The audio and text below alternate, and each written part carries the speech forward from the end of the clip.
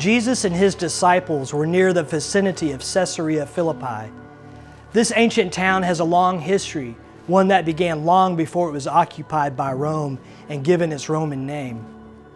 Long ago, the ancients marveled at the cave, which contained what seemed to be an endless supply of fresh water.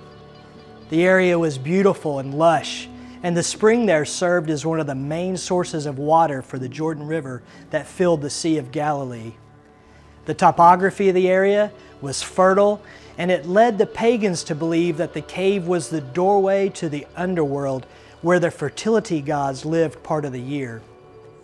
The Greeks, they thought this was the gateway to the depths of the earth, or the gates of hell.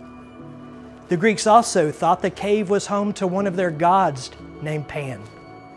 They believed Pan was a god of the wild that brought fertility and life to desolate places. In addition to other religions, this area had been home to hundreds of years of unthinkable religious offerings consisting of sexual acts of the most deviant kinds. Frankly, I can't bring myself to mention these acts out loud, much less to mention it in a video. Let's just say that this area was worse, more seedy, and more out of control than any red light district known to the modern person. It was an evil, dark, and unclean place. A place avoided by the Jews, who didn't want to make themselves unclean by being associated with anything from Caesarea Philippi. After Rome conquered the area, the Romans added to the pantheon of gods that were worshipped there in various temples and settings. They created a place called the Temple of Augustus. You can imagine what a shock it must have been for Jesus' disciples when he took them there. The sight of so many false gods and practices of debauchery, deviancy, and depravity, the very gates of hell. And with this as a backdrop, Jesus asked the question, "Who do the crowds of people say that I am?" After some discussion, when the right response was completely missed by the disciples, Jesus entered into prayer, alone, as the passage states. But the disciples were close enough that he directed that question at them. "But who do you say that I am?" Now think about that with me. Before the disciples came to the gates of hell with Jesus, they had seen Jesus performing signs and hearing him teach truth. Without question, they were moved by seeing healings and even the feeding of the 4,000, but they were still doubting. Remember on page 82 of our book, when the disciples were in need of bread again, but they were worried? You see, the disciples' hearts and minds were still impacted by polluted thoughts, the kind of leaven that was taught by false religion.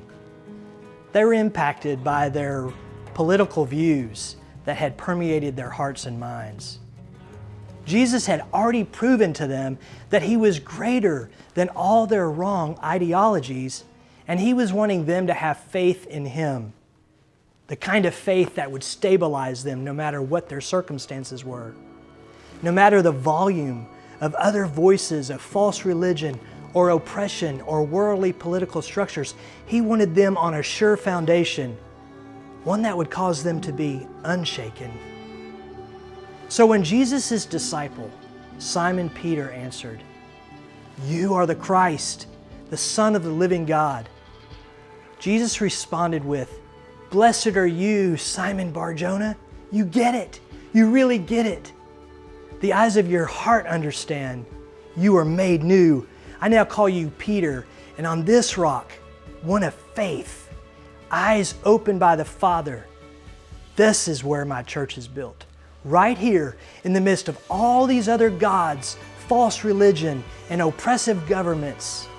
These evil practices will not prevail against my people who have the kingdom of God in them." In the midst of all that's going on in your world, in our world, who do you say that Christ really is? It's the most important question you'll ever be asked. As we will see in the readings ahead, how we walk out this answer is revealed in our behavior as we face various trials and circumstances. Who do you say that Christ is.